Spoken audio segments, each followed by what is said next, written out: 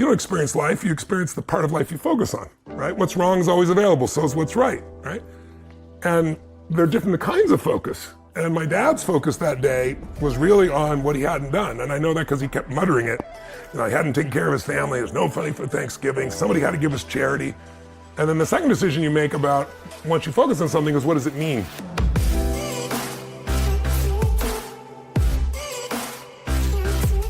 Hey everyone, welcome back to On Purpose, the #1 health podcast in the world. Thanks to each and every single one of you that come back every week to listen, learn, and grow. Now today's guest is someone that I've wanted to sit down with ever since I was a very young boy. And it's extremely special to me to have this opportunity. I grew up in a home where I was surrounded by his books, his cassettes, his CDs. My father would be diving into them, playing them in the car, wherever he possibly could. And I was surrounded by this man's wisdom. And it had an impact on me, both internally, externally, and in so many ways. And today I've had the great fortune of sitting with him for this podcast and this interview. I'm speaking about a man who needs no introduction, but is recently the #1 New York Times bestselling author of this book, Life Force, the one and only Tony Robbins. Tony, I am so honored, humbled, and grateful to be in your presence. Thank you, brothers. Thanks for coming to visit. To be in your home. You've opened up your home today. This is the first time we brought On Purpose out into the wild. I'm honored. For a guest to be with you, but we're in your beautiful home that you've graciously, and Sage was just an amazing host and welcomed me so beautifully. And I want everyone to know also that I came here expecting that we were going to do a podcast. Tony, of course, is one of the busiest humans on the planet. We just sat down and we spent nearly an hour together just connecting and talking because of his kindness and generosity. And I want people to know that. The work you're doing, I wanted to hear more about it. So it's gorgeous what you're doing here. So thanks for having me on. Oh, well, thank you. Thank you so much. So this conversation is a long time coming from the work that you've been doing. The journey of this book doesn't start when you started writing this book. Yeah. The journey of this book for you became something that you got focused on a long, long time ago. Yeah, true. And I wanted to focus on one point to give people this context. You know, you're seen as someone who's superhuman. You're able to do incredible things on stage, off stage. You have a phenomenal physical, mental, psychological presence. You have a beautiful spiritual presence. But at the same time, you talk about in this book being 31 years old and finding out about this brain tumor. Yes. I want to hear about what that feels like when you think you're doing everything right for your health. Yeah. And it hasn't been a point of concern. And all of a sudden, you get this news. How does that feel? Well, it was scary, obviously. Actually, it started a little sooner than that. When I was really young, I grew up really rapidly. I've worked 20-hour days, and I was also blessed. And I got to work with some very important people, and I got great results, and they told other people. So by the time I was 19, just almost 20, I had become quite successful in external terms, at least, in the world. And some part of me was, you know, the mechanism in the back of our head, that 2 million-year-old brain, right? The fight or flight mechanism. I didn't know how to manage that so well. And part of my brain was like, well, maybe you have all this happening so quick because you're going to die young. And I literally became obsessed with not just getting hit by a truck or something. It was cancer. I was going to wilt away. And I don't know where it came from. And I knew better intellectually, but it was there. And then the first time it entered my life was before 31. It entered my life through someone else, my girlfriend. And she came home crying uncontrollably. And Jay, I mean, she was like, what is it? What is it? My mom. And then my mom has cancer. And then even worse, they gave her 9 weeks to live. They just sent her home. And I think if it would have been me, I think my fear would have overcome me. But you know, most people will do more for people they love, whether it be their kids or their family or someone else, than they'll ever do for themselves. And so it's like I kicked into gear. That's what I do. It's like, okay, if there's a problem, there's a solution. I said, look, there's thousands of people that had stage 4 cancer and that are alive today. We're going to find out what they do. We're going to do the same thing. She's not going to die. And then I just read every book I could on cancer. And I came across this one book called One Answer to Cancer. It's not the book I'd recommend today because there's so many better ones today, but it was written by this dentist who had pancreatic cancer, which is the most vicious cancer of all. He was given 6 weeks to live, and this is 12 years later, and he's alive. And so he laid out what he did to cleanse his body, and it sounded radical in those days, pancreatic enzymes. So I went to this woman, her name was Jenny. She was in her 40s. And I said, Jenny, you know I know you don't want to die. I said, but just going home and do nothing, why don't you read this book? This guy was in worse shape than you, and see if you wanted to apply this. And she read it, and she got inspired. And I gave her As a Man Thinketh to kind of work on her head a little bit. Anyway, long story short, within about 3 weeks, she had a tumor that was protruding in her shoulder and then went in her feminine organs. And you couldn't see anything 3 weeks later on her shoulder. And at the period of, I think, about 9 weeks when she was supposed to die, and she looked good, she had great energy, and like literally looked transformed. The doctor finally said, this is crazy, let's do exploratory surgery. So they went in her body, and all they could find left of the cancer was something the size of my pinky's fingernail. And so the doctor said, this is a miracle. She said, it is a miracle, but let me tell you what I did. And he was like, no, this is spontaneous remission. I don't want to hear what you did. What you did doesn't matter. But she's in her mid-80s today. She's still alive. And that shifted me from victimhood, like, oh my God, cancer could strike me down, to believing I'll be great. So all the more shocking, now I'm a total biohacker. I'm a health nut. I've got to get on stage and do, 12, 13 hours with 20,000 people. And I got to do it 3 or 4 days in a row. And I make these huge demands, but I also have this incredibly intense regimen of taking care of myself. And then I'm a helicopter pilot. So I went to go get my license renewed. You have to do a physical. And I come back and I keep getting these messages from the doctor saying, my assistant saying, doctor says, got to talk to you. And I was like, I'm leaving for the south of France to an event. Tell them to just send the report. And I got home this one night, and taped to my master bathroom bedroom door was a note from my assistant saying, you've got to call the doctor. He says it's an emergency. So what do you do? What do you feel like? Well, all my old fears just started flashing back. It's like, oh my God, I treat my body so great. How could I have cancer? But I do fly all the time. That's radiation. Your head goes crazy. Yeah. At least mine did. Yeah. But self-diagnosis. But at that time, I had also found a center in my life. And so I found my center. It's like, okay, courageous person, coward dies 1,000 deaths, courageous person once. Let me deal with it if it needs to be dealt with in the morning. I woke up, called, and the doc says to me, you have a tumor in your brain. I was like, what are you talking about? I came to you, I'm totally healthy. I'm healthy as a horse. And he said, no. He said, you have an enormous amount of growth hormone. So I did some tests. I said, how'd you notice the growth hormone? My hands are bigger than your head. I wear a size 16 shoe. I was 5'1", now I'm 6'7". I grew 10 inches in a year. And he goes, no, don't be funny. He goes, you're gonna need to hear me. This is serious. And he said, you really need to do this. And well, do what? You got to come in for surgery.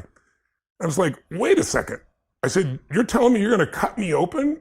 I said, what's the prognosis? He said, well, obviously you can die. Anytime you do surgery that's this complex. But he said, it's your pituitary gland. And he said, you're probably not going to have the same kind of energy anymore because it'll change your biochemistry. And I was like, well, I think I should get a second opinion. Who would you recommend? And he did not have a good bedside manner, and I didn't have a good bedside manner either. I was a young punk kid who was like, well, how do you tell me I'm going to have to have the surgery? So I kind of blew it off since he was such a jerk about it. It's like, I'll take care of it when I get home. And I flew to the south of France, and I did this seminar. But then, the mind starts going like, what if he's right? What if there's this? So I went and did the scan, and I saw the look on the guy's face when I came out from the MRI. And sure enough, I had a tumor there. It was interesting though, Jay, it was a big tumor. That's why I grew 10 inches in a year. But it infarct, which means it swallowed a portion of itself up. It's still there. And he said, we still need to do the surgery. So I said, okay, he's a surgeon. Let me go to somebody who's more biochemically driven. So I went to this man in Boston, a neurobiologist, and he was really completely different. He was super warm. And he said, look, he goes, I would never do the surgery. It's way too risky. There's a place in Switzerland you can go to, and you can take an injection once every 6 months, and you'll never have to worry about it, because what they worry about is I have gigantism, it's called. It makes your arteries get really big, and then you have a heart attack. And I said, well, doc, you just said my arteries are perfect. And this happened 12 years ago. I said, why would I do anything? He goes, well, we just want to be certain. I said, well, what if I'm not certain the drug's not going to have side effects, Yeah. He goes, well, it will really make you tired all the time. I was like, tired all the time? I said, that's the opposite of my whole life. I said, energy is the source of everything for me. And he's like, oh, you're afraid. You're like Samson. You're afraid I'm going to cut your hair. And I said, you're damn right I am, But he was so cool. I said, but, the surgeon wants to cut me. He goes, yeah, the baker wants to bake. He's the butcher wants to butcher. The surgeon wants to cut, and I want to drug you. He was really cool. And I said, what if I did nothing? He goes, but I measured it. Like, I'm not stupid. I go measure it once a year or something. He goes, well, you could do that. And thank God I did, Jay, because 6 months later, the FDA, I was having to go to Switzerland because it wasn't available in the US, and the FDA never allowed it in because they found it created cancer. So I missed a bullet. I went to 5 other docs, so 7 in total. And the last doc told me what I wanted to hear, which was, Tony, you have a huge amount of growth hormone, But he goes, you literally do, I burn 11,300 calories in one day on stage, to give you an idea. I mean, this group followed me for 3 years that followed Olympic athletes and Tom Brady and people like that. And so they've measured everything in my body. And he goes, you're doing 2.5 marathons basically in calorie burn in a day, and you're doing 4 days in a row like that. He goes, your ability to recover is insane. He said, in 2 or 3 days, you recovered. He goes, that's coming from that growth hormone, I believe. And he said, so I know bodybuilders that are spending $1,200, a month to have what you're getting for free. So that was when I was 31. I'm 62. I've never had a problem since. I've measured it. But it really changed my outlook. And the first one made my outlook look like there is an answer. And the second one, my outlook was there's a price for certainty. And you got to be very careful what price you pay to be certain. You got to find that certainty within yourself, which I know is a lot of what you teach and I do as well, Jay. Yeah, thank you for walking us through that, and especially going back a bit further as well.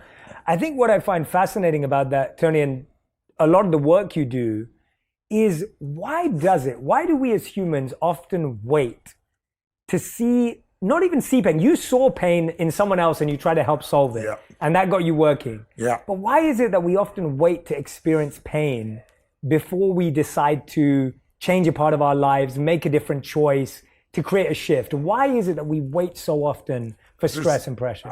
I had that question was burning in me because, I was traveling around, had the privilege of this stage of life, traveling around the earth and working with people from every walk of life, right? 100 plus countries I've worked in. And I'd see the same problems, even though you be in different cultures. Like, go to an Asian culture, it's not about the individual, it's about the group, right? But I'd still see the same problems. And then I got obsessed with it. Like, okay, what's the common human experience? Because I'm seeing the same problems, even though it's a different culture, even though it's different beliefs. Right? And I began to realize that there's certain human needs. And there were 6 that I identified that I've used ever since, and it's helped me understand. And so one of those needs is certainty. And it's the base human need. Certainty that you can avoid pain and that you can be comfortable is the most basic need. It's a survival need, because if you have continuous pain, that's continuous damage. Continuous damage equals death, right? But what happens for people is most people, that first basic need is where they live. They don't grow. Another need, the second need, is uncertainty. Because ironically, if you're certain all the time, you're bored out of your mind. If you're completely uncertain, you're kind of freaked out. And a balance is not it. It's the ability to use both, enter both worlds. And then there's the need for significance, which is a big part of our culture today, thanks to social media. That need to feel special, unique, important, right? It can be a very positive emotion or need. It can be very negative depending upon how it's used, how it's directed. And then there's the need for connection and love, which everybody has. And those 4 needs, everybody finds a way to meet. Even if you have to lie to yourself, work 20-hour days, you're going to find certainty somehow. You're going to find variety. You're going to find some form of significance. Some people do it by tearing other people down. Some people do it by working harder. It's different.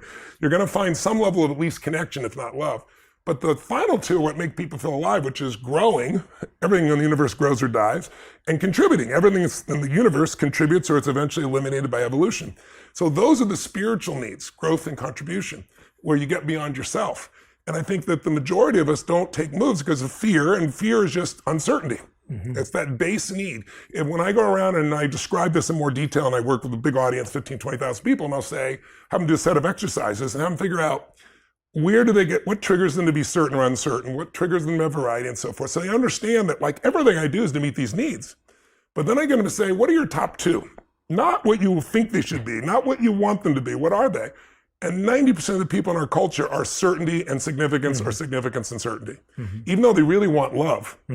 So they have this route, like if I can be successful enough, then I'll be worthy of it. Or if I can just control it enough and know it's that way, but you can't control love, right? And so most people they're trying to meet their needs in a kind of a backwards way. And I think that fear, that uncertainty is what keeps most people from growing until they get enough pain. And then that pushes them through a threshold where their needs aren't being met, they gotta change. And unfortunately, most people wait till they have enough pain. Now, that's not my preference. Sure, it's not yours, but I'm sure you've had experiences as much as I've had where you did have to be pushed that far to get there, right? Yeah, by the way, I'm so glad I asked you that question because that's the best answer I've ever heard to it. It's brilliant. Very simple. It's simple, but it's profound as well, because usually we would say, oh yeah, the reason why we wait till we don't have to change is because we're comfortable and we're okay with it. But really, it's because you're saying these needs keep us trapped almost. In fact, if you're wanting to change but not changing, it's because some of your needs are met by what you're doing and some of them aren't. That's why you're in that push-pull, but you don't usually do enough until you're pushed over the edge. Like smoking a cigarette, what does it give people? Comfort. Because You take a breath of cigarette, you take a nice, slow, deep breath in and take it out. It calms the nervous system, right? It's something that they're comfortable with. It's variety. If they're all stressed out and then they start to breathe differently, it's variety in the body. For some people, they did originally for significance. I'm cool, I'm smoking. Right? Today, it's not really that cool to most people, but for some generations, some places it is. Some people see it as a connection with themselves. Mm-hmm. But if all of a sudden you're now in a relationship with somebody who doesn't smoke, and you really love them and you want their total love and attention and they're completely disgusted by cigarettes, now my needs for love, right, are really strong, and my need for this comfort is really strong, and so you have this push-pull. And then some people make the shift, some people don't. Yeah, you know? Absolutely. Well, what you said to me really rung a bell for me, and we spoke a bit about it earlier. Like, I came to a point in my life, there was one point earlier when I left the monastery where I really struggled with my health, which I've spoken about before. But even more recently, and it's interesting, you were 31, I'm 34 now, and it was probably around a similar time, maybe around 30 years old, where I realized that I had two choices. I either had to slow down or I had to up my focus on my health. Right. And that's why I'm so excited about this book for the world to read. Yeah. Because you're giving us opportunities and access to thought and ideas and practices and medicine that can help us up our game of our health. Yeah, massively. Because often what we do is we choose to slow down. We choose to just go, okay, well, I'm just going to do less. Yeah. And you and I think we both connect on the fact that actually giving and service and contribution and making an impact are such big needs that I was just like, I don't want to stop though. Like, just as you said with the energy point, I don't want to not be able to do as much and give more. Yeah. So how do I change my health? And that simple decision, it's what led me to be attracted to what you're doing in this book and the work in this area. Talk to us a bit about that energy piece. In the book, you talk a lot about boosting your energy through natural compounds. Yes. And when I was reading about this, I was fascinated because we're not hearing about this everywhere. If somebody were to tell you 5 years ago that you could reverse aging, people would laugh at you. But today, there are billions and billions of dollars being spent by the richest people in the world, mostly in Silicon Valley, and some of the greatest scientists in the world. And there have been breakthroughs in the last 5 years that are amazing. So there's a man named Dr. Sinclair, David Sinclair from Harvard. He's probably the #1 longevity expert in the world, and I write about him in the book. And one thing is he's 53 chronologically, but he's 33 biochemically. I've applied what he's taught me for 6 months now, since I met him, 7 months, maybe 8 months now. And I'm 62, but I'm 51. And my goal is to get it down to 41 or 42 if I possibly can. But you go, how's that possible? Well, there are ways of reversing, everybody knows their body's made of stem cells, I'm sure by now. And there's ways of reversing the process of a stem cell, literally from skin back to pluripotent, where it can become anything. The man who did that was Dr. Yamanaka, won the Nobel Prize for it. David Sinclair took his work, applied it to reversing the aging, and he started with mice. And he took these mice that had glaucoma, so they burned out the nerves in the eyes, and those don't regrow. And he's the first time, he'll probably win a Nobel Prize from this, he reversed the aging process and grew back their eyes so they have sight again, to give you an idea. They're using gene therapy. There's a young man that I interviewed in the book there who was on America's Got Talent, who was blind, who now can see by this gene therapies. These are the types of things that just sound like magic. The book is filled with things where I interviewed 150 of the smartest scientists, Nobel laureates, regenerative doctors and scientists, to show you what's happening right now that you might think would happen 20 or 30 years from now. It sounds like magic, or within 36 months. That's what it's all really based on. But here's what I want your audience to understand around energy. So everybody's heard of the genome or their DNA, right? You can think of the genome as being like the piano keys, but the music is played by a player, which is the epigenome. Epi means above. And the epigenome is affected by your diet, your exercise, how much exposure to radiation, etc.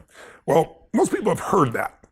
But the epigenome really is governed by 7 master genes. They're called sirtuins. Now, your audience doesn't have to remember all these names, but just stay with me. Just think there's 7 master genes that do 3 or 4 things that are critical. First, they turn on and off the different genes in your body. That's the epigenome. And if you turn on the wrong ones, you age too soon, or your energy drops. So when this is fully fueled, when those sirtuins are doing their job, everything happens in the right way. Second thing they do is they reduce your inflammation, which is the basis of most breakdown in the body. Third thing they do, which is critical, is they help your mitochondria, which is the energy force inside every cell in your body, convert food into energy, into ATP. It's pretty important. And then they have a separate task that is they clean up your DNA. So at 35 or 34, you've had a certain amount of exposure, more than when you were 20. When you're 50, it'll be even higher. At 60, even higher. Well, around 40, your stem cells drop off the cliff. Around 50, the sirtuins, the fuel of the sirtuins drops off the cliff. And that's called NAD, which I'm sure some of your people have heard about. You may have even spoken about. And you can do NAD as an IV. It doesn't absorb a lot, though. NAD, though, has a precursor called NMN, like never, mother, never. I'm sure you've heard of it. And so I've known about that. And so, but I didn't understand that if you don't have enough NAD and NMN, then the body has to decide between, do I help the body turn on epigenome? Do I help it reduce inflammation? Because there's only so much. Do I really help it create enough energy in the cell, or do I clean up the DNA? So imagine you have a mansion and you have a young staff and your house looks perfect all the time because they're young and bright and they're on top of things, break down, no one notices, they clean it up.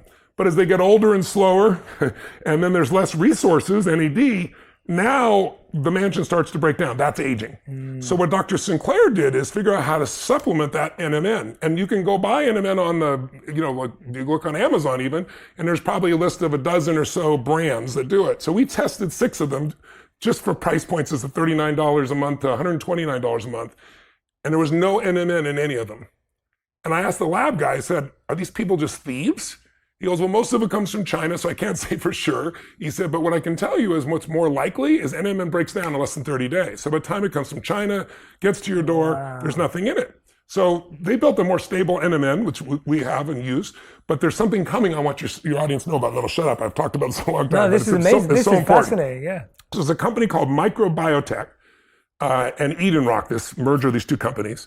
They saw the power of NMN, and they said, if you could find an M&M that was stable, and was even more absorbable, it would transform people. So for example, in a mouse, they give NMN to mice and they live 30% longer. So not all mice studies transfer to humans. They take an old mouse, like a 70-year-old person would be like a 20-month-old mouse, okay? So that's an old mouse. And they put them on a treadmill, and the most they can run without collapsing is about 1/4 kilometer. A young dynamic mouse, like a 21-year-old, can run 4 times that, a full kilometer. Wow. 14 days on NMN, and the old mouse, the 70-year-old mouse, will run 2 to 3 kilometers, 200 to 300% more. So again, I read about this, and I was like, well, will that really transfer to humans? Yeah. So this has been the breakthrough. It only happened a few months ago, right before I published the book. The Special Forces in Boston for 2 years has been doing a private study that's been top secret about using this new form of NMN. It's called MIB 626. And it'll be available in 18 to 24 months. Wow. But it got out because the commander, they just finished the 2-year study. First year was safety, second year was efficacy. And the commander was debriefing his team and didn't realize there was a newspaper person in the room. So part of it got out. It was in the Daily Mail a couple weeks ago also. And they only know a part of it. And I can't tell you the things. I'm an investor in the company. I can't tell you what's not public, but I'll tell you what's public. What the commander said was, here's what I can tell you, gentlemen. What happens with mice happens with the most powerful men and women in the world, meaning the most conditioned men in the world saw massive increases in endurance, just from taking this M&N, massive increase in muscle strength without any more stimulation, and most importantly, increased cognitive ability, which when you're a soldier, what's going to get you to stay alive when you're exhausted or beat up or injured or complete the mission is going to be your brain.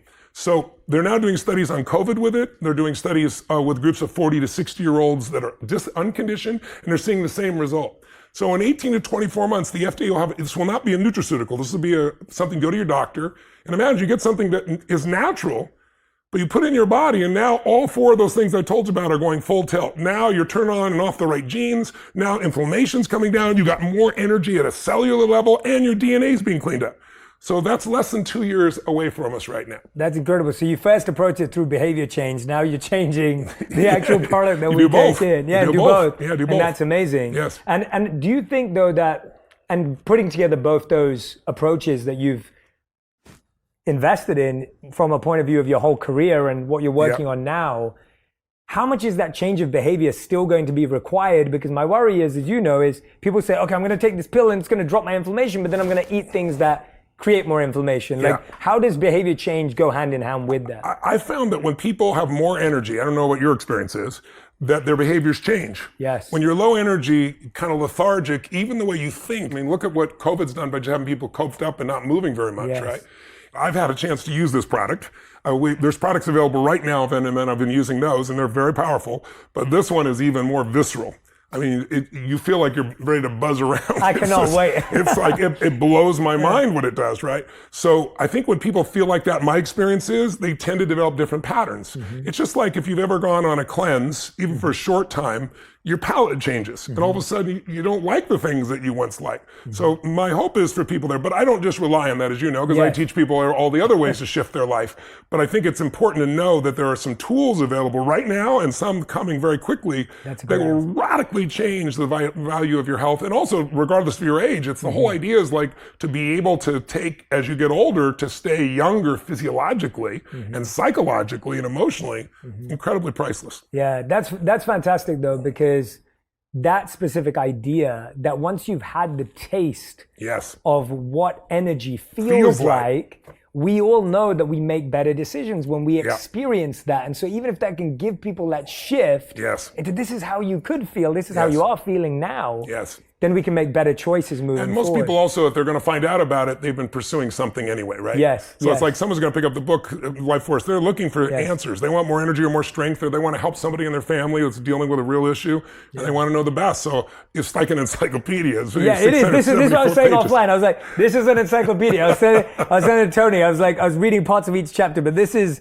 truly an encyclopedia. By the way, the cartoons make it unencyclopedic, but these are brilliant. They're hilarious, and they truly crack you up. So one of the things I wanted to dive into with Tony was that same thing that I experienced, and I want to hear it from your perspective.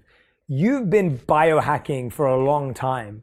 What are a few things that you've shifted in your behavior that have created more energy?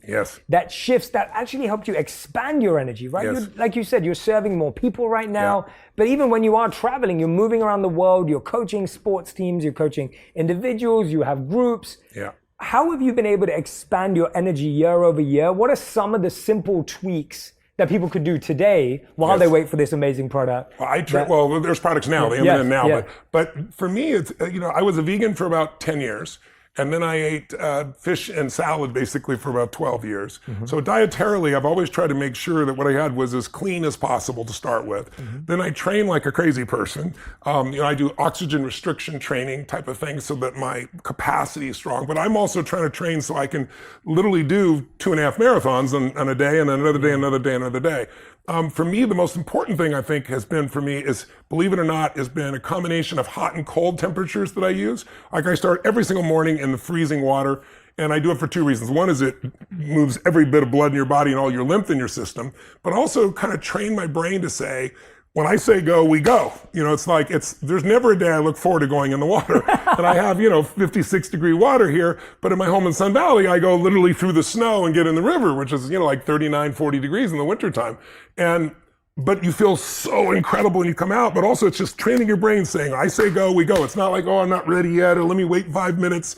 And that becomes a discipline in your mind for everything else in your life, which is huge.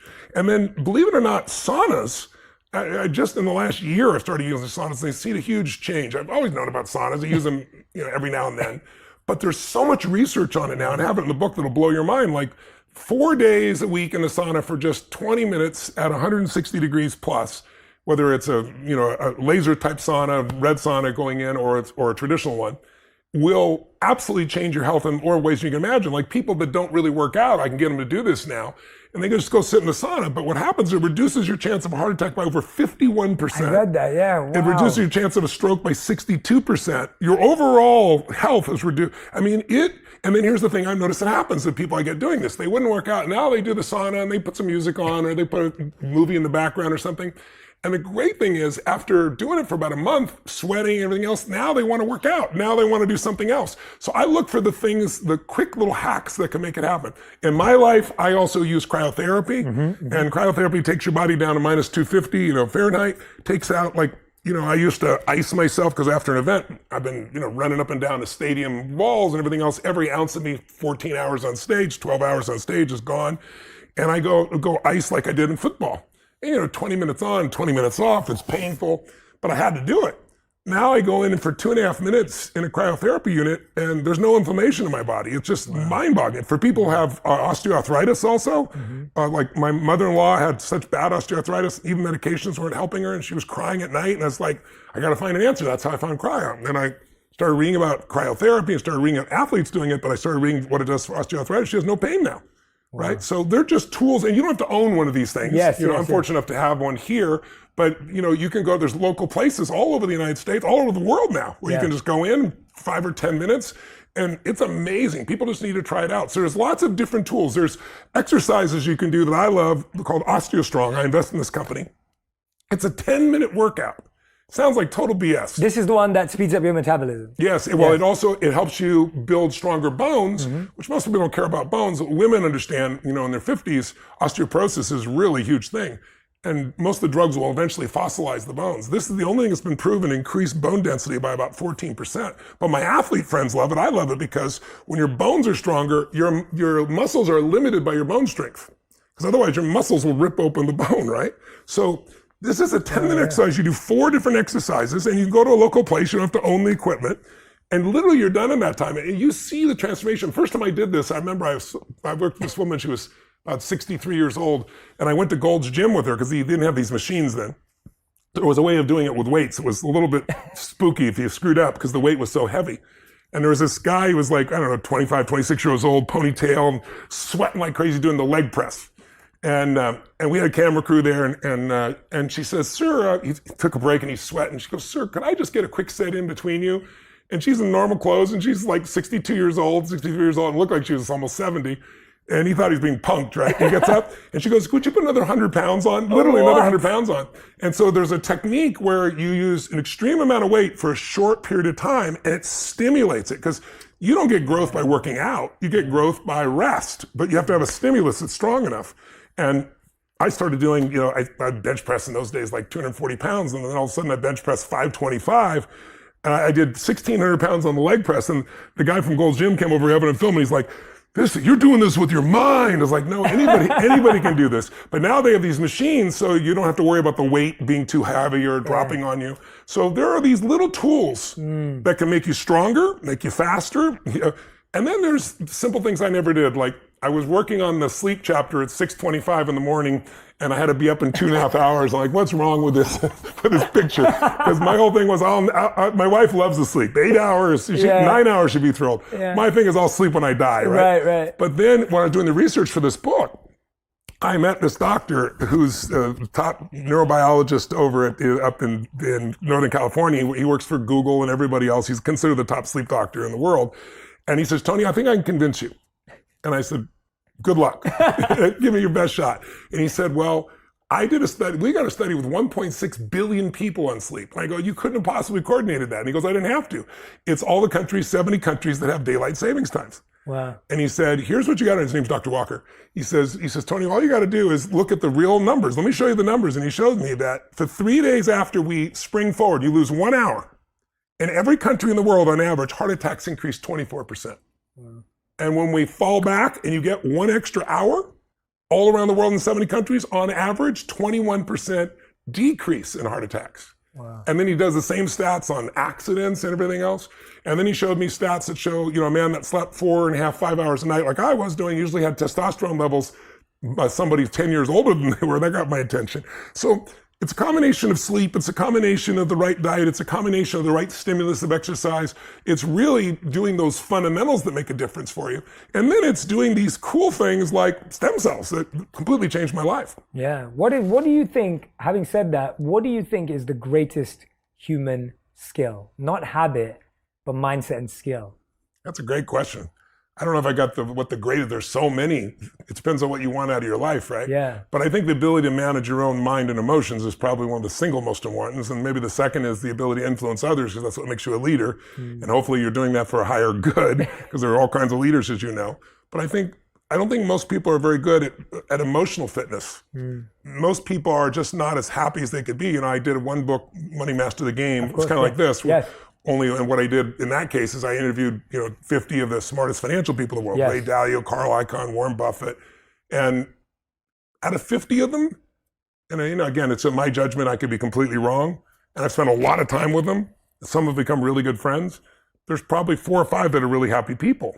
You go, oh, well, money makes people unhappy. Money, it has nothing to do with money. Money makes you more of what you are. It just magnifies. If you're mean, you have more to be mean with. If you're kind, you have more to give, But I think that most people are just, they haven't learned to manage what's going inside. It doesn't matter how much abundance they have, they're still unhappy. We've all seen people great comedians that have killed themselves. Anthony Bourdain, beautiful man, traveled the world, killed himself, fashion designers that have done it. We've all seen all these different people, Kate Spade. And it's like, what? They had everything, except they didn't master what was going on here and here. And this is why you lived your life the way you have as well. So I think that skill set is the most important one. That's why even in the book, my last 2 chapters, I think are the most important because it's really about the power of the mind. Because everybody knows about placebos, right? They were only discovered in World War II. And it was discovered by accident. This doctor ran out of morphine and he's treating these people that are badly injured. And you need the morphine not just so they're out of pain, but so they don't go into shock.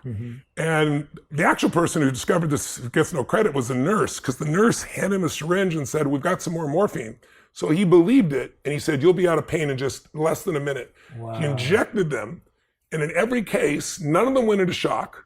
90% of them were out of pain, and they used nothing. It was saline, right? So after World War II, he went back to Harvard, and he was the person that created what we now consider to be the double-blind studies, which are always compared to a placebo, right? And what most people don't know is the bigger the placebo intervention, the more powerful the mind believes it. So a small pill is less effective than a big pill. An injection is more powerful than a pill in terms of its effectiveness. The most powerful is a sham surgery. The Veterans Administration did a study, and they did on people doing knee surgeries, and they took 1/3 of the people and they just cut them open, anesthetized them, and sewed them back up, did nothing. A year later, this group, the group that had no surgery, had the least amount of pain, the most amount of flexibility, so they stopped funding those surgeries, to give you an idea. But that's how powerful it is. And so it's even more than Harvard did a study where they took barbiturates, made these big red pills, and said, this is an amphetamine, you need to prepare your body because you're gonna speed up. They didn't give them something fake, they gave them an actual drug that slows the body down and the body sped up.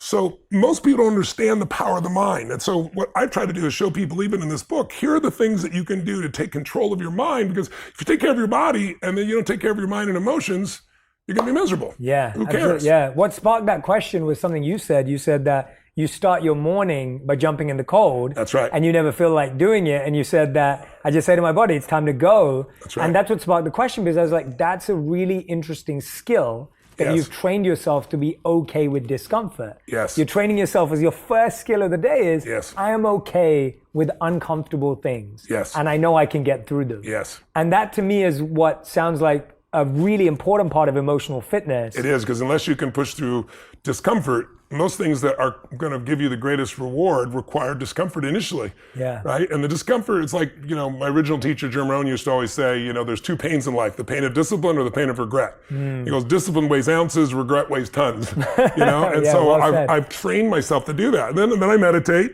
Then I always make an acknowledgement call briefly, or leave a voicemail for someone just because to spark the day. And then the first thing I do is always whatever is the most difficult. Yes. Because then you have momentum for your day. And when you train your brain to do what's difficult first, then emotional fitness just comes naturally. And more importantly, so does achievement, so does your ability to contribute to other people. Because I have 105 companies now, to give you an idea. I manage 13 of them directly, ongoingly. And, there are all kinds of different industries, from AI to, my resorts in Fiji to sports teams I own. And I mean, it's insane, the dichotomy of them. We're doing $7 billion in business. So I got to do that while I'm being a good dad to 5 kids and 5 grandkids, while I'm taking care of my body, while I'm living my normal mission. So if I don't take care of my body and my energy and my mind, I mean, you'd be overwhelmed by all the demands, because listen, all I got to do is pick up my phone and you're going to have all kinds of, oh, that's cool. Oh shit, that's it. Because, what are the chances with thousands of employees on 3-4 different continents now that somebody's messing up? If messing up is not what I think they should be doing, it's 100%. So I'd always be in reaction until I trained my brain to say, no, problems are a sign of life and all they are challenges to be solved.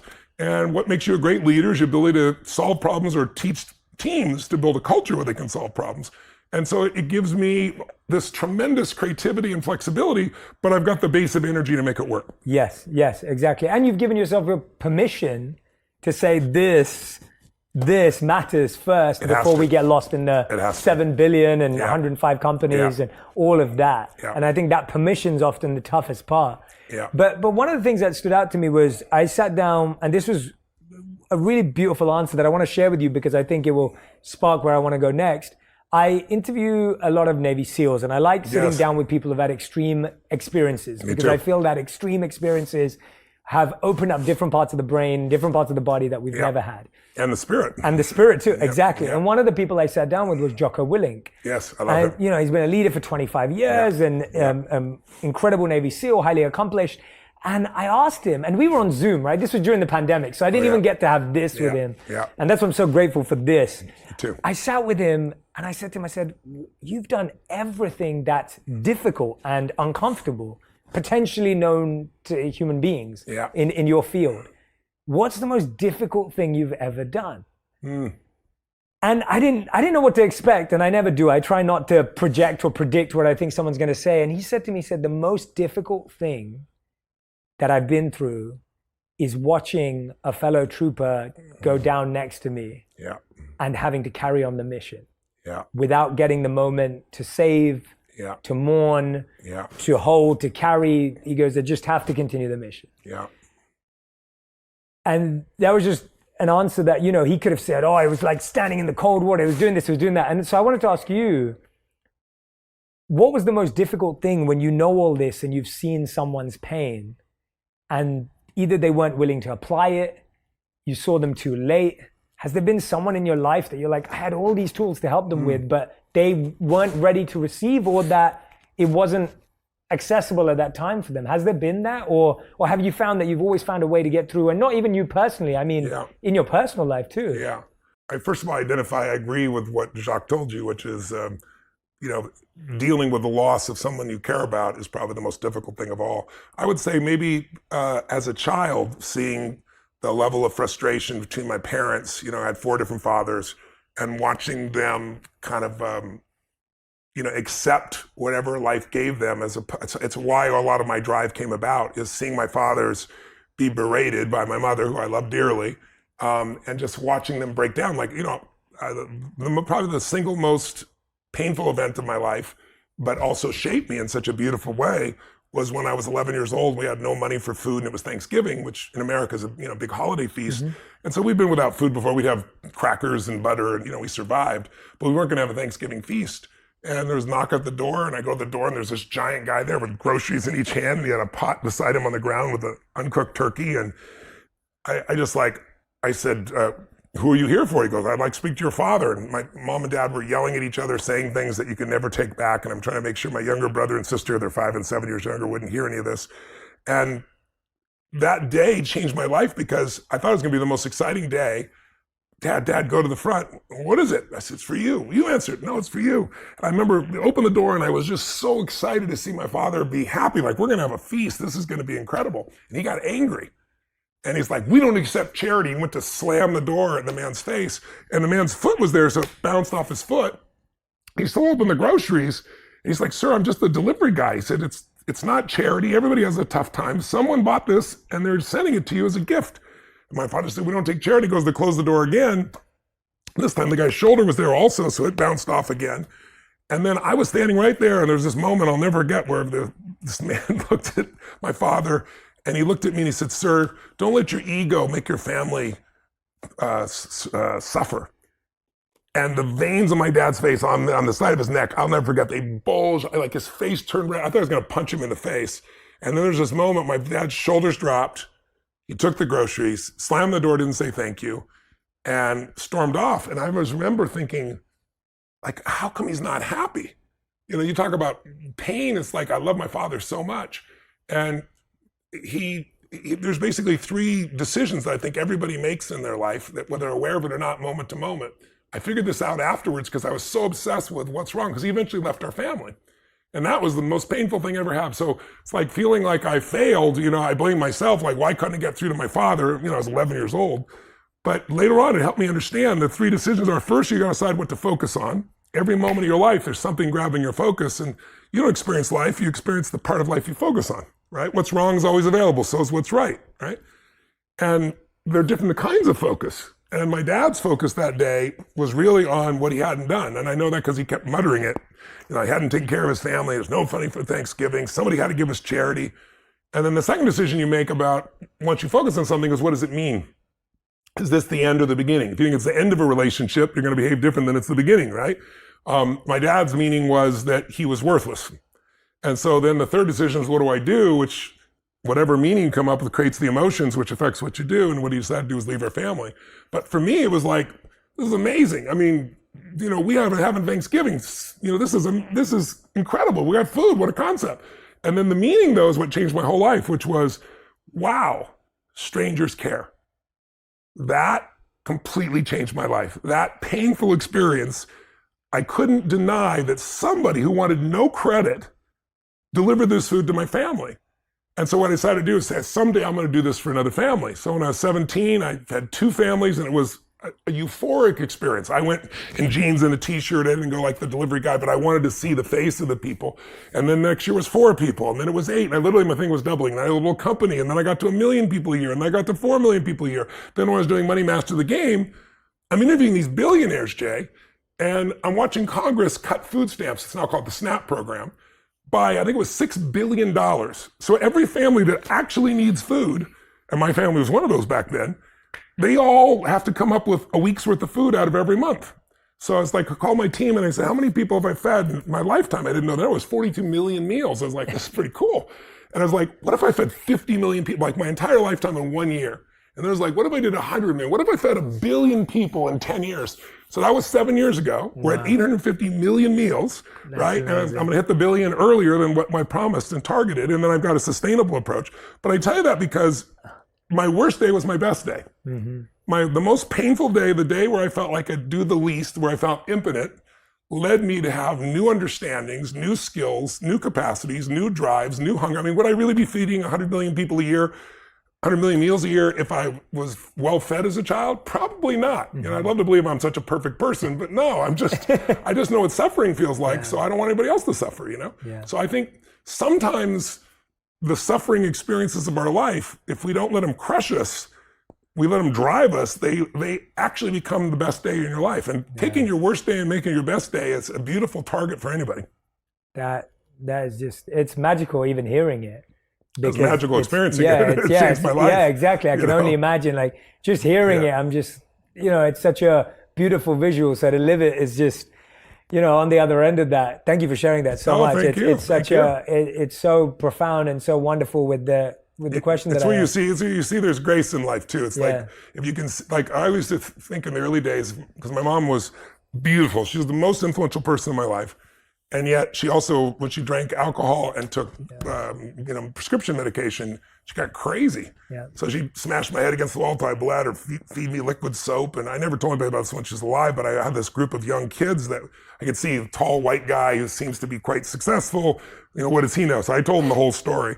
But out of all that, it's like, if my mom had been the mother I wanted her to be, I'd probably not be the man I'm proud to be. Yes. Like I had to grow. I had to become a practical psychologist at 11 to manage her so that my brother and sister weren't messed up. And it's like, there's grace in everything. And I always think it's like, it's our job to realize that life's happening for us, not to us, and to find how it's happening for us. That's our job. If we do that, then we have a magical life. If we don't, but if your energy's low and you're exhausted, then you don't find those empowering meanings. Yeah. You know, that's why, to me, you can't separate the mind and the body. Yes. You got to feed the mind and strengthen the body on a daily basis in some way. And if you do that, life can be pretty miraculous. Yeah, and I did that for too long. I can actually relate to that. And it was my wife that turned me on to the body, because I was one of those people that focused on the mind and the spirit. Right. And as I shared with you earlier, ignored the body. Yeah. Because I thought, well, I'm young, I've always been healthy, I don't really know what physical health looks like. Yeah. And then my wife is a nutrition, a dietitianist, an Ayurvedic health counselor. She comes into my life and she's just like, you need to do this. You need to change this in your diet. And I'm thinking, why are you asking me to change? But it was so fascinating to me because it's exactly what you just said. Yes. You can't disconnect the two. And going on that, you said focus and mood about your father. Yes. You have a whole section in here dedicated to focus and mood. Yes. Walk us through that, because what you just explained to us is the emotional focus and mood of your father. Yes. But here you're talking about how the physicality of focus and mood can affect us. They go together. Yeah. I'll give you an example of how powerful they are for the psychological side. right now, out of COVID, so many people have been shut down in a terrible place. And, I'm sure you've seen that drug overdoses are the largest they've ever been in history. It was over 100,000 people last year. Suicides, 1 out of 4 kids under the age of 30, according to the CDC, whether they're accurate or not, I don't know, have considered suicide sometime in the last 2 years. Because we all need a compelling future. We need something to look forward to. So Stanford came to me, and their genetics lab has been doing research on depression. And what they found was that by doing meta-studies, is only 40% of the people who go in for therapy, who they get drugs and therapy together usually, only 40% make any improvement. 60% don't improve at all. That's not a lot more than what you can get on some placebos. Mm-hmm. And so they approached me and said, a couple of people went through one of your programs. One was clinically depressed, they're not anymore, but we don't have any science on this. Would you be willing to let us do a science test? And I said, sure. So they came out to the State with Destiny seminar I do, which helps people to change their values and belief structures. I don't tell them what they need to be, but they figure out what it needs to be. And it changes the way you perceive life, the way you experience life, how you feel, what you do. It's a rewiring of your model of the world, basically, in 6 days. And so they said, we're going to model this after the greatest breakthrough they found in science and no one able to follow up on. About 2 years ago, Johns Hopkins did a study on depression. And they gave people psilocybin, right, which comes from magic mushrooms.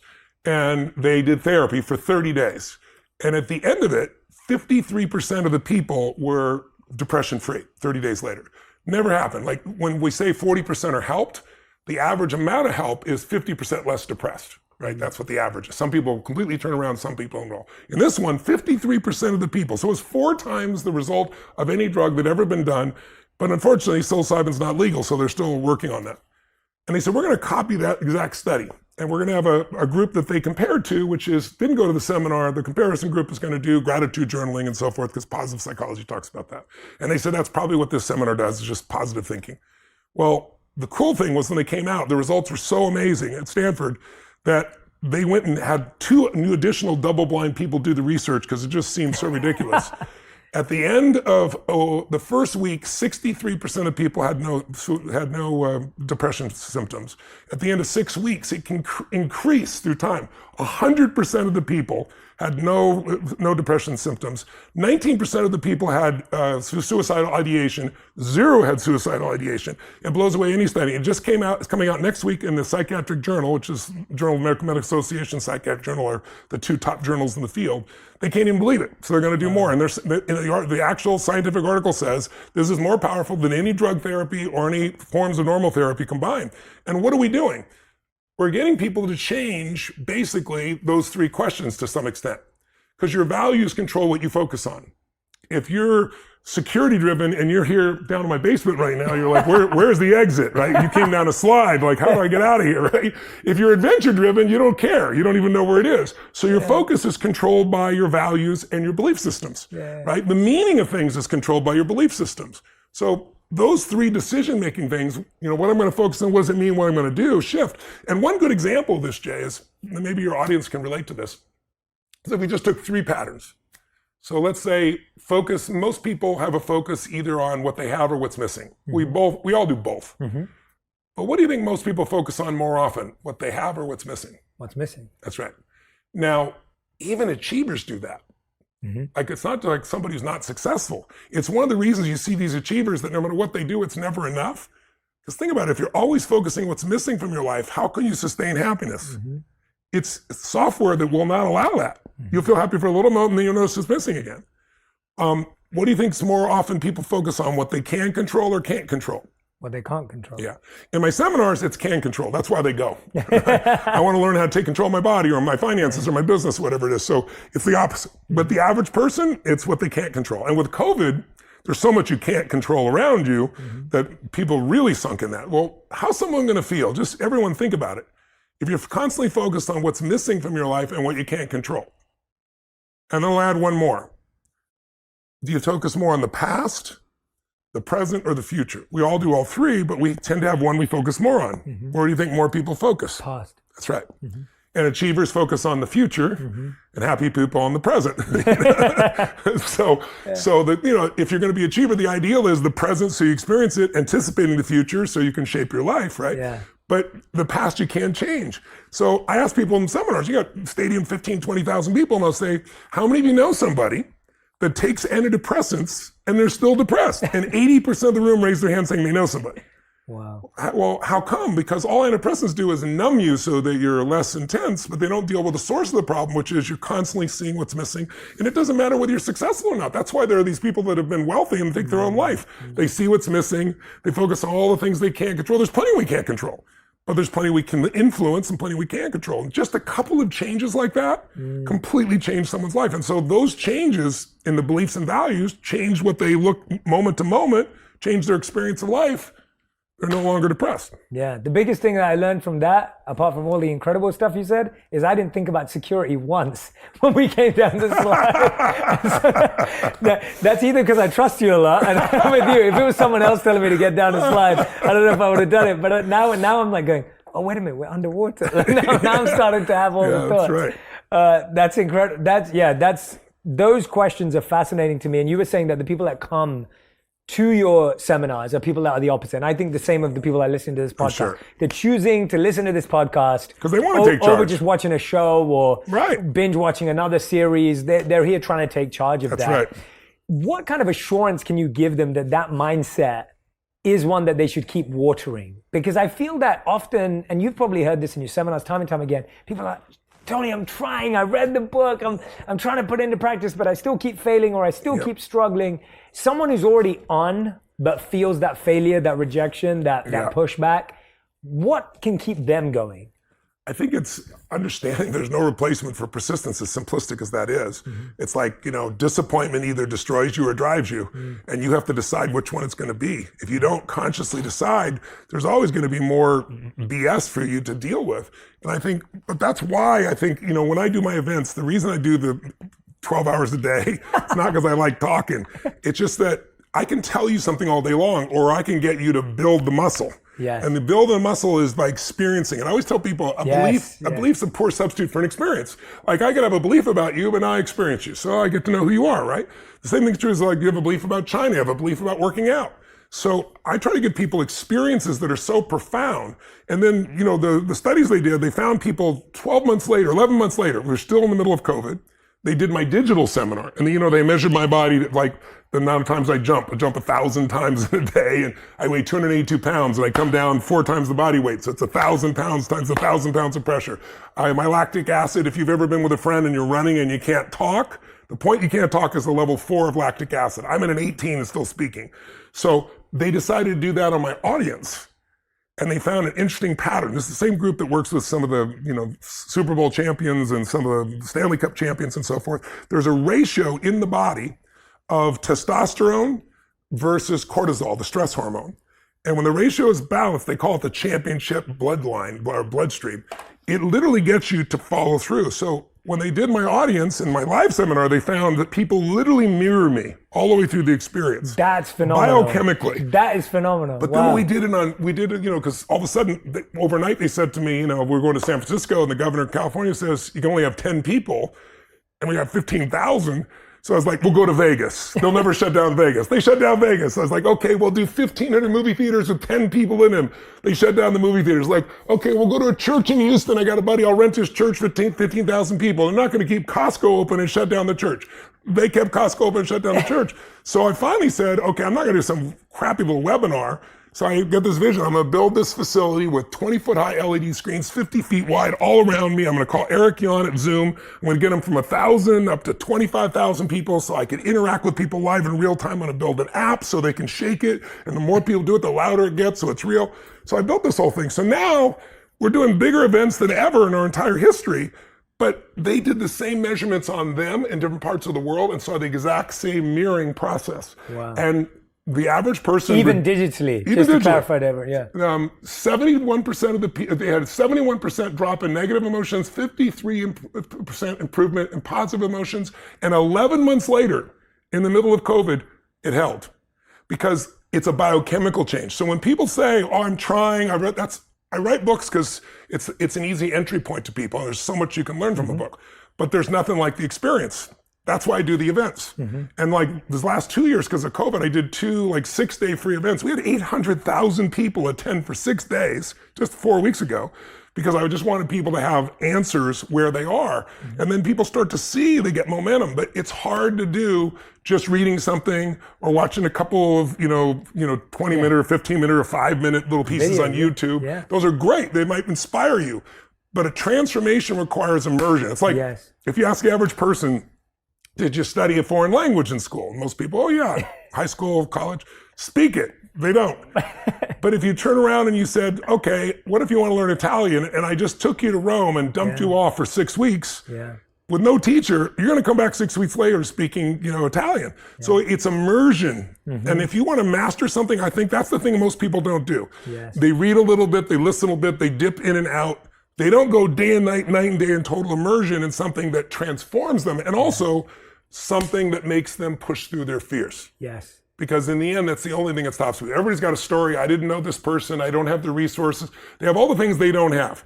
But if you're resourceful, you can get the money, you can get the time, you can get the energy, you can get anything you want. And you've got to get over your fear to be resourceful. So we do experiences that are so physiologically profound that those fears do not stop you anymore. And that's how we get people to get, 10 years later, they're still transformed from an experience that was one weekend. The fact that people are mirroring you, that is, you should see it on a through curve. a screen, that is mind-blowing. It is mind-blowing. And that through a screen too. That blew my mind even more. But you know what's really cool about the screens is, like, if you're in my seminar, you're in a giant stadium, and I'm a dot.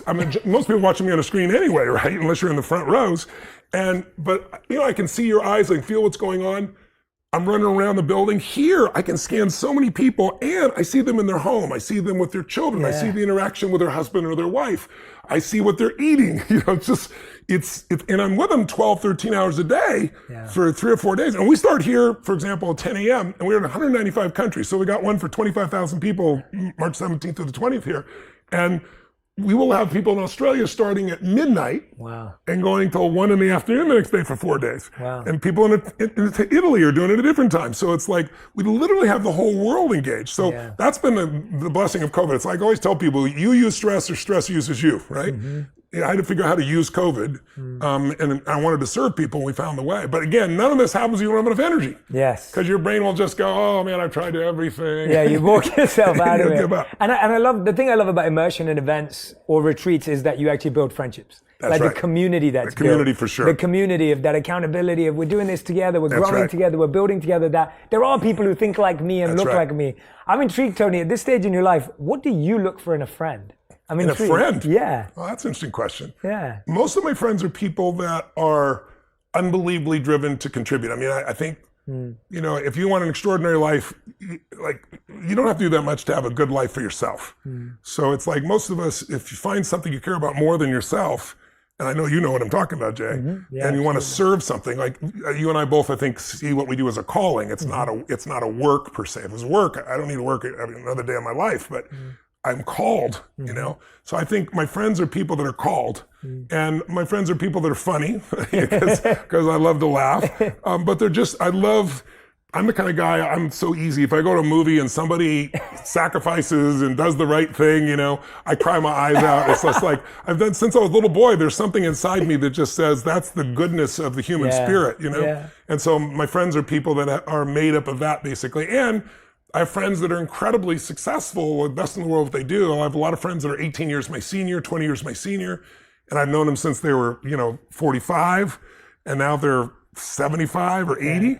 And so they've given me kind of see the road ahead. Everybody's path is different, but the road of life changes. And I'm in a stage of my life now where I'm able to mentor people at a different level, just because I've had so many life experiences. I've had to take it to history. I've been there with Gorbachev at the point when he's trying to figure out what to do, or Princess Diana when she's deciding, does she want to no longer be princess? I've had some wild experiences, the greatest athletes in the world at key moments in their careers.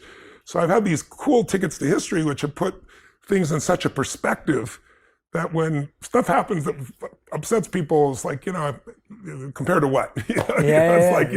It's pretty simple compared to what most people having to go through. So I feel really blessed. But I hope people, in the book, one of the things I hope people pick up that, young people don't think about very much is testing. I was never a person that wanted, kind of like you with your wife, right? I'm going to do this thing. And then in order to perform, I learned every biohack. But like, I don't want to get in the system and get measured. But today, there's some amazing tests. So like I used to be afraid of cancer. There's a brand new test. The one thing in common in the book I should mention is I tell you all these stories of these amazing human beings that have created these breakthroughs. And what they all have in common, these huge breakthroughs, some of which took 20 or 30 years and are just now available, they all lost somebody. They lost a wife or a husband or a child or a close patient. And it drove them not to accept the standard of care and find a new solution. And so one of those is this test called GRAIL. It's a simple blood test anybody can do now. It just came out 8 months ago. And it allows you to test your body for any cancer in your body. And so why is that important? Well, because the National Cancer Institute did a study and they found that if you get diagnosed at stage 3 or 4, you have an 80% chance of dying. I prefer I have a 20% chance of living and figuring that out. But their point is well made. It's hard to turn around. If you get it at stage 1 or 2, you have an 80 to 99.9% chance of living. So with cancer, it's going to affect most people in their lifetime. To be able to do a quick blood test and or an MRI for those pieces and know exactly what's going in your body is amazing. We had a gentleman that came to one of our centers, and he had already had his physical, and his wife said, I want you to have the very best. And he's like, I've already done. He had a really negative attitude about it, which we understood. And one of the docs said, listen, let's do the GRAIL test on you. He'd already had urinalysis, blood tests, traditional physical. And the guy ended up having bladder cancer. Wow. But it was really early stage. You caught it early, right. So it was a 20-minute outpatient procedure. He has no cancer. If he wouldn't have caught it, you got a real problem. Another one is, it's called a CCTA scan. It's brand new. It's one of my doctor friends, one of my partners in one of my businesses called me up and he says, Tony, and he's like Mr. Understated. He built 12 hospitals and then he sold them because he wants to be in prevention and regeneration. And he says, Tony, there's been one of the greatest breakthroughs in cardiology that I've seen in the last 10 years. You got to come check it out. What is it? He goes, when a doctor does a CT scan, usually you don't get that unless you've got a problem. There's a lot, it's hard to read those scans. They're very gray. If you're very skilled, you'll still miss it. But there's this new scan now that uses AI. And it literally opens every artery in your body because what they're looking for is soft plaques. Soft plaques can break off and it's called the widowmaker. Give you a heart attack or a stroke. And it happens to people now 35, 40 years old. It's happening younger and younger because of the lifestyles that we've taken on. But what's interesting is hardened calcium, which is what they see when they do just a traditional steam, is healed. So I heard about it, said I'm going to go do the scan. And I took my father-in-law with me because he's 80 years old and people around you when you get older start saying you should organize your affairs. And I could just see his energy drop. He's a great guy. Anyway, I took him, did the scan. He's perfect. He's absolutely perfect. And his entire attitude changed. Plus, we have the stuff we do for a lot of the great athletes think their career's over where they scan an area where you've had an injury and they use ultrasound. And then they use this fluid, amnio fluid, and they open up the channel so that a nerve that's been trapped or some area heals. It heals in minutes. And so my father-in-law also had this hip problem.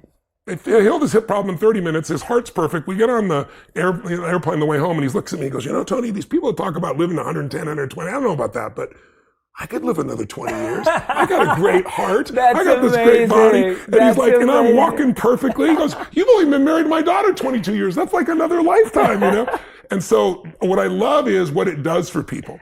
And then same thing with hormones. When somewhere between 35 and 40, sometimes early 40s, hormones start to change radically. Women are more attuned to hormones, but they've learned hormone replacement therapy. But like I had a guy that came, who's 39 years old, gained I think it was 35, 38 pounds or something like that. Really working out hard, making no progress, lost his sense of drive. And we said, well, have you looked at your hormones? He goes, yeah, my doc looked at my hormones. My hormones are fine. Well, we look at the blood test, and his hormones, I think, his testosterone was 160. Most men don't feel alive unless they have 700 to 800, some as much as 1,000. So he doesn't need replacement technically to be alive, but to have his body functioning at ideal was missing. So all he did was a small amount of testosterone, total transformation, loses weight, got his drive, got his libido back, got everything else back. So there's some little things you can do. There's metal tests. I had a really bad hit with mercury because I was a vegan. Then I felt like I needed some other form of protein, so I started eating fish. And all I had was salad and fish.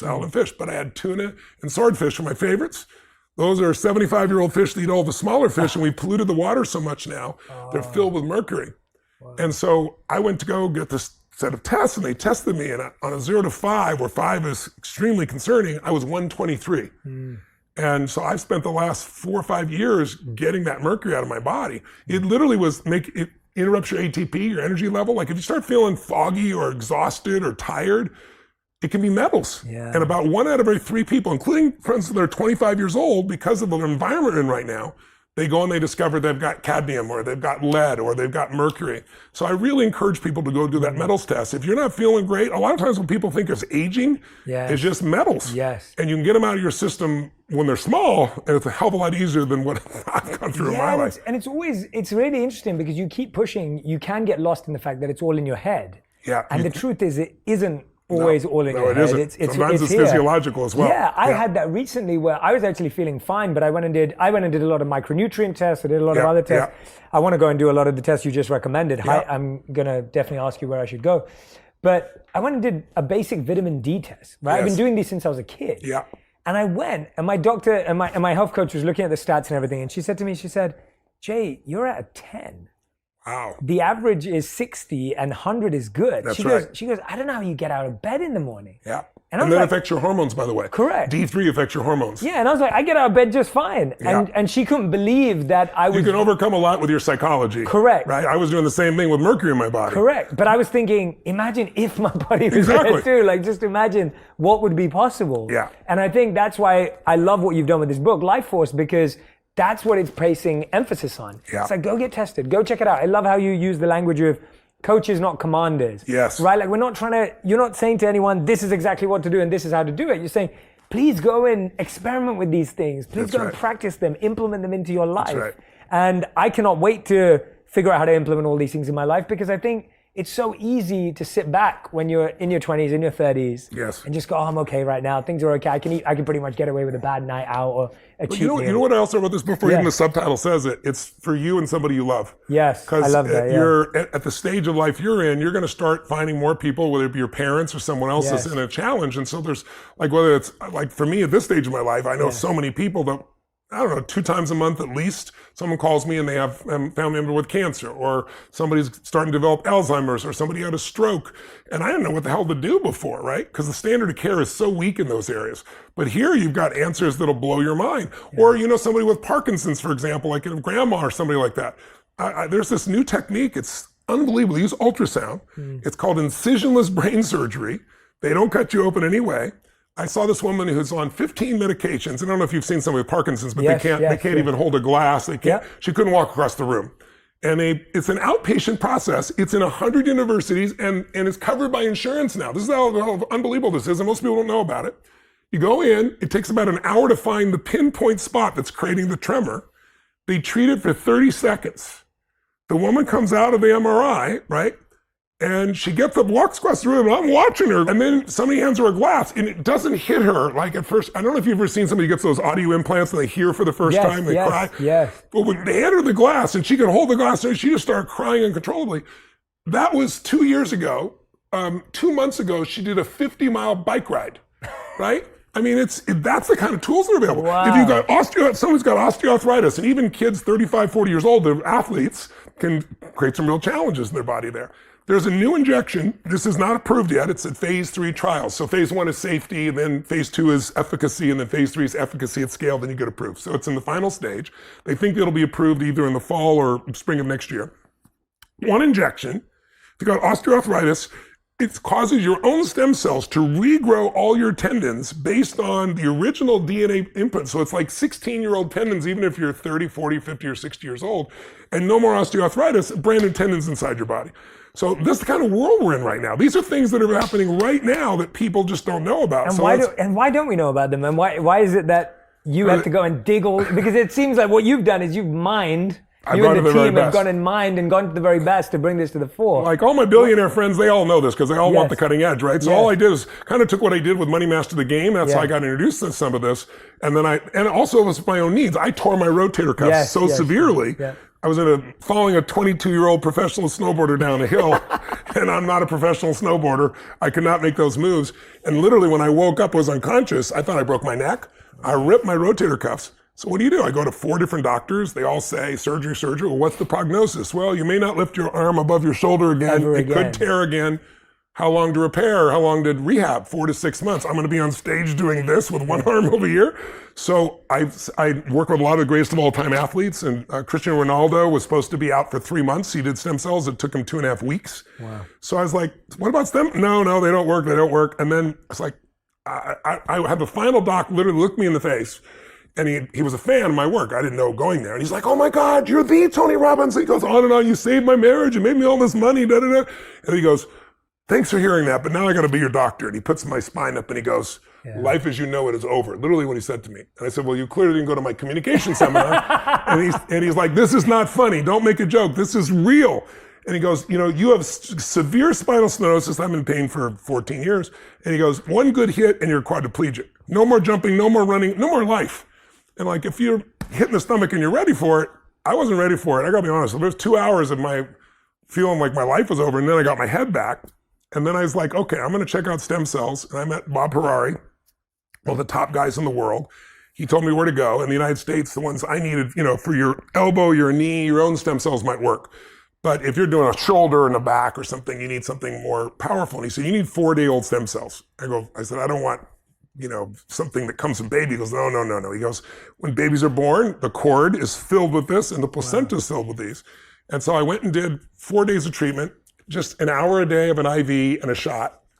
First day I felt, sleepy. Second day I had a cytokine response. I wasn't scared. I knew what it was, kind of shaking, freezing for 20 minutes. But then I woke up the next morning and not only was my shoulder perfect, you can MRI my shoulder, you wouldn't even believe it. No downtime, no surgery. But my spinal stenosis is gone. I got no pain in my spine. And I've had that for 14 years. Wow. So it's like, that's why I wrote this book. I became obsessed. Then the Pope invited me to come speak. The Pope puts on the biggest regenerative conference every 2 years. Mm-hmm. And they wanted me to be the cleanup speaker. I'm like, I'll do that, but I want to go through all 4 days. Yeah. And then I met all these people that were sent home to die with cancer, who've been turned around, stage 4 cancer, because some of the techniques in this book. I met Jack Nicklaus, the greatest golfer of all time. He couldn't stand for more than 10 minutes. The pain was so bad. And now was supposed to have a spinal fusion, which he did not do, thank God.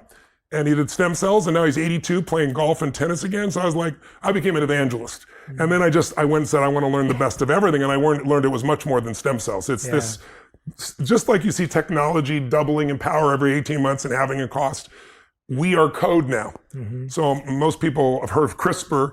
We're literally curing diseases that would never have been cured in history before. And we're at the beginning of that growth curve. So it's only up from here, and the opportunities are extraordinary. But you can think of yourself, but you can also think of people you love who might need your help, and now you'll have answers. Definitely. I'm so grateful to you, Peter and Robert, for putting this book together, because like I said, I just dived into it and into each chapter, and it's just so comprehensive. It's so dense. It's got every study and research that you need to convince you that it's out there. Yeah. And I love what you just added to what I was saying, that we need to go use it for the people we love. If it's not for us, let's go use it for them. And then one day, because you helped everybody else, they'll be there for you. You know how to do it. Exactly. Tony, you have been so generous with your time. Thank you. I've enjoyed it with you very much, Jay. So generous with your energy. Thank you. And of course, in doing all the work in putting this book together, you can tell that I'm writing my second book right now. And I can tell that when you see a book that is this well-researched and this deeply done, you know that a lot of work has gone into that. So I want to recommend, we're going to put this in the link, in the caption, in the comment section, everywhere, the link to this book. I know that it's already been an incredible international best-selling book all over the world. So if you haven't already got it, I highly recommend you go and get it. Get it for a friend too. Get it for a family member. Get it to give it to someone as well, if you know that they need this right now. And of course, get it for yourself. And I'm donating 100% of the profits from this book, as I've done all 3 of my books, last 3 books, to Feeding America. So we're feeding 20 million meals there. And so besides helping yourself, you're helping other people. And then the balance is going for Alzheimer's, cancer, and heart disease research from 3 of the best researchers in the world. So hopefully the book not only changes your life, but it'll also help other people too. Yeah, that's phenomenal. So you're contributing as well as 100% reading. of it, which is absolutely beautiful. Yeah. No, I'm saying the audience gets to contribute through you simply by even buying the book. So even buying the book is contributing. That's true. Tony, we end every On Purpose interview with the final 5.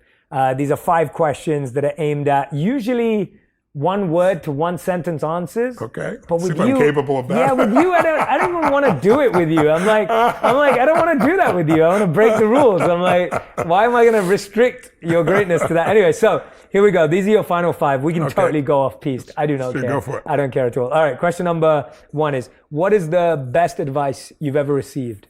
I think for me, my original teacher was Jim Rohn. I met him when I was 17. And I wanted to know why all my fathers were broke, because they were good men. You know, I loved all 4 of my fathers. And I remember him saying, Tony, we're all equal as souls, but we're not equal in the marketplace. I was like, what does that mean? And he said, well, think about it. He goes, you need to become more valuable if you want to have economic freedom. He said, you have to work on yourself more than anything else, and you have to work on it in a way where there's something you can do for others better than anyone else, or at least more, at a better quality. And he gave me an example of like working at McDonald's, and he said, you know, if you work at McDonald's, you know, you make whatever it was in those days, $5 an hour, whatever it was. And he said, you know, I go, yeah, but that seems so unfair. And he goes, yeah, and teachers, I gave the example of teachers, and there's these billionaires, you know, that make $1 billion in a year, hedge fund guy, you know. And he said, Tony, the guy you just mentioned, he provided a 40% return last year, and that went to nonprofits, everything else. He said, that means those organizations double their money almost every 2 years. He is adding massive value, hundreds of $1 billion, so they made $1 billion. He goes, this person is doing a job that anyone can learn in 20 minutes or half a day. So it's a beginning job. He said, you got to think of it as one thing. It's all about adding value. How can you do more for others than anybody else in the world? And that stuck with me. I mean, I was just like, I decided I wanted to do more for others than anybody in the world. In order to do that, I had to have certain skills, and I went after those skills, and I still do. Like, it's a never ending thing. If you think you're a master, you're full of it, right? Yeah. So I think that's probably some of the best advice I've received, at least on life and business and direction, and it affected my mission. Yeah, that's great. Second question, what's the worst piece of advice you've ever heard? Worst piece of advice. You've ever heard, not received, maybe received, but. Oh my God. Well, I've had lots of pieces of advice about what to do to my body, which would have, you know, like the really sweet man, like sincere man. Yes, yeah. And I realized that people can be sincere and be sincerely wrong. Yeah. But like if I would have taken that drug, you know, I probably would have had cancer. Yeah. I don't know. I mean, I try not to listen to or forget any advice isn't too good.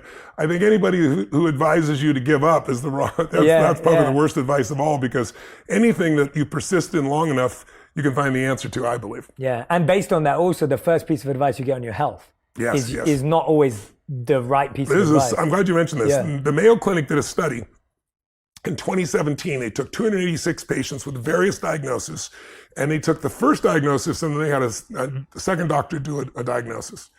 Only 12% of the time did they match. That means 88% of the time, the first diagnosis and the second were different.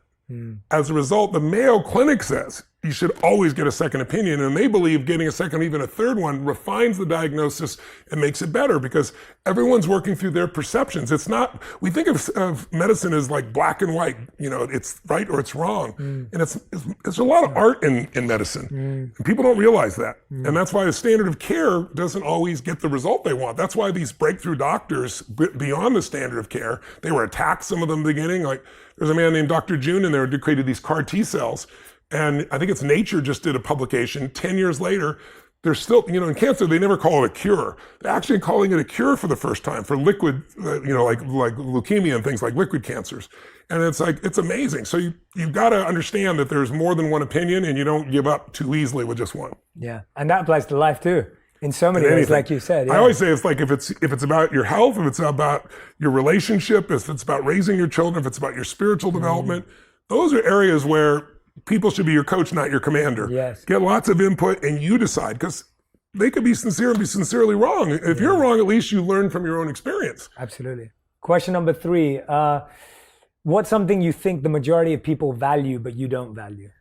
Fame, but you know, it's easy when you have something, then it's like easy to go, oh, everybody wants it, you know, but it's like when you experience when did that happen? Was there ever a time you valued fame, or was it the experience of it that made you devalue it a little? I wouldn't say a devalue. I still appreciate it. It's a privilege. Like I get, you know, I can walk in the room and have people that I have a connection with, you know, but it's been more based on my contribution to them than just being famous per se. Yes, yeah, okay, got it. I mean, that's the difference. You know, like a lot of my friends, you know, in the movie business, like somebody comes up and they get upset because they don't even know who I am. They just want something from me. And mine is, it's a privilege if somebody can be lit up by your presence. To me, it's a privilege. Yeah, So, but absolutely. I was never pursuing fame. Yes. I certainly wanted financial freedom because I grew up without it for my family, but I was never looking to be wealthy. But I'm fortunate enough to have a lot of economic freedom at this stage. So, but I know that there are people that have got billions of dollars. I've worked with them and they're miserable. I've got people that $1 billion and they take their own life. Yeah. What matters is, where's your emotional home?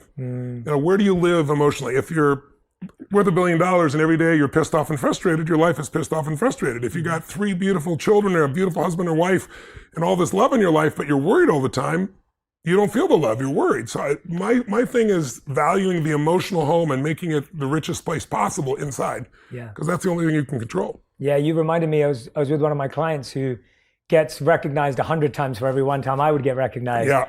And you'd get stopped every 2 seconds and someone take a picture, maybe someone come shake my hand and talk to me. And we spent a whole day together, and this would happen multiple times a day for him and a few times for me.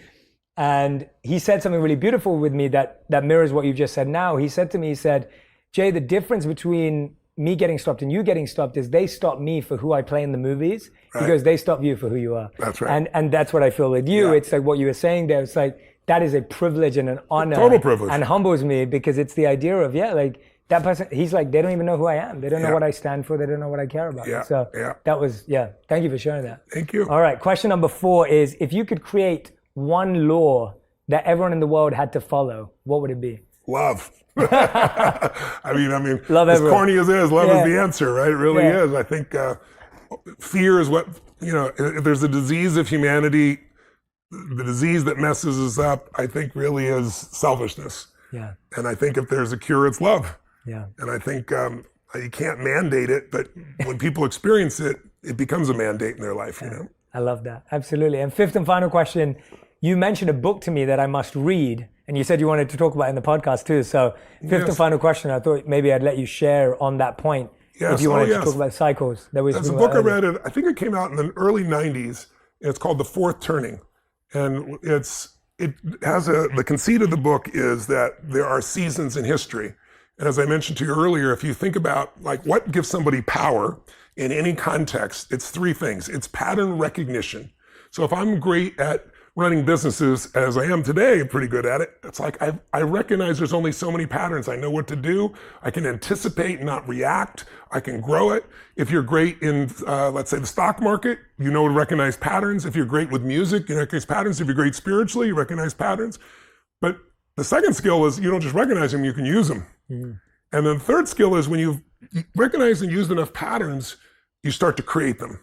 And that's a different dimension of what's going on. So in this book, you really start to see that humanity changed when we recognized the pattern of the seasons. As soon as we understood seasons, we didn't have to be wandering through the desert anymore, searching for things. We could stay, we could grow crops, because we found out if you plant in the winter, it doesn't matter how hard you work, nothing happens. But when you know the right time to plant, when you know how to do the right thing at the right time, then all of a sudden humanity grew into communities and cities and states and everything else.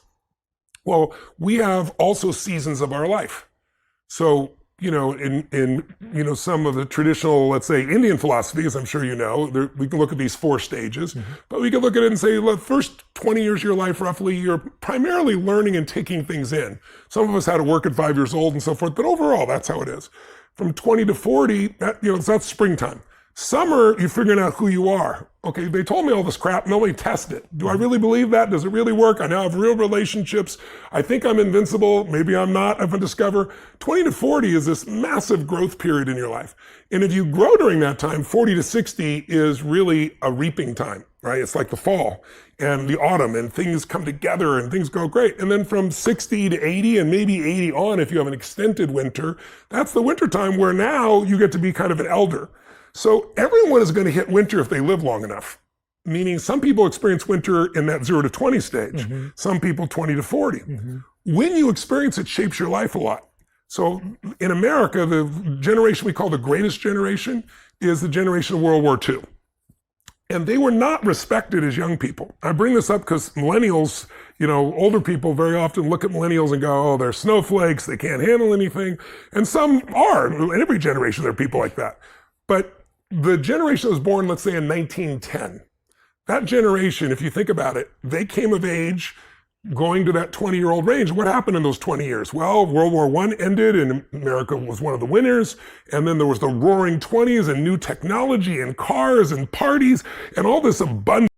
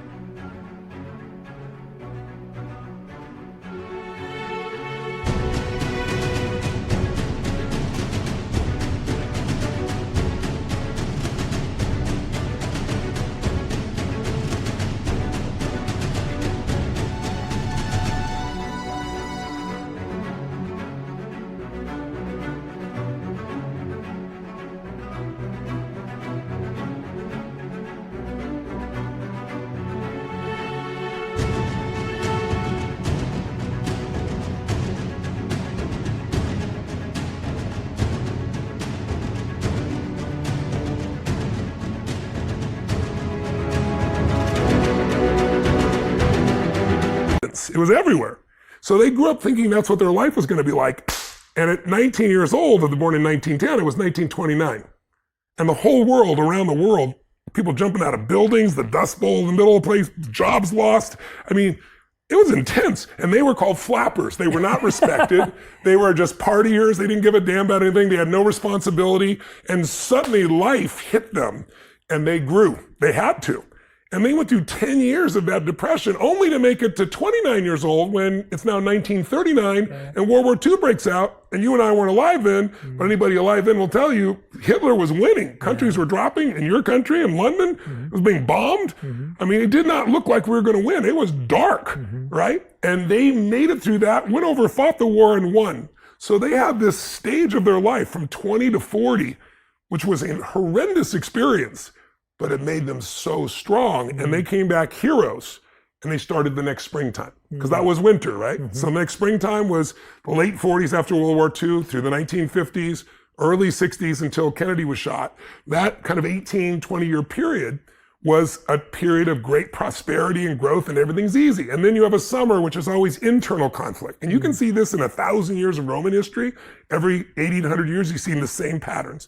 And then after that, you have another fall where finances flow, stock markets rise, everything blows again. This happens over and over and over again through history. So when you see it, it gives you perspective. And so we're in winter right now. We've been in winter since about 2008, and we're not done. We probably got another 6, if history shows, if it's repetitive, it's not exact. Yeah. There's probably another 7 or 8 years of this. And what happens in winter is the external world the last winter was World War II. And the external world is reformed. Different countries relate in a different way. A new reserve currency happened. The United States became the dominant force. Now you're dealing with China. We're seeing the challenges happening in Russia and the Ukraine. We're seeing things all over the world. People are looking at life differently. People are worried about whether the planet's going to survive or not, global warming.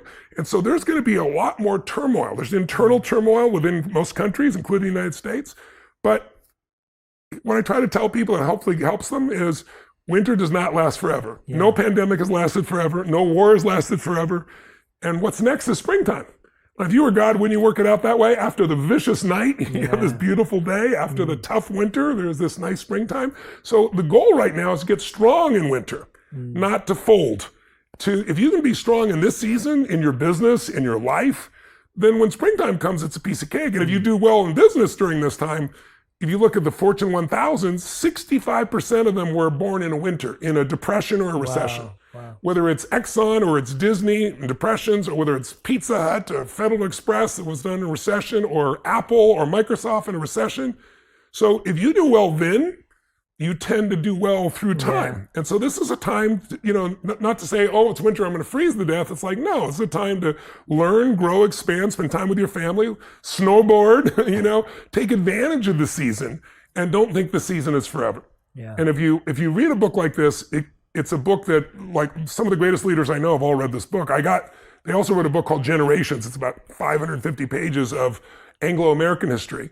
And it shows how each generation affects it. So what you start seeing is, there's patterns here. There's patterns in history. This isn't forever.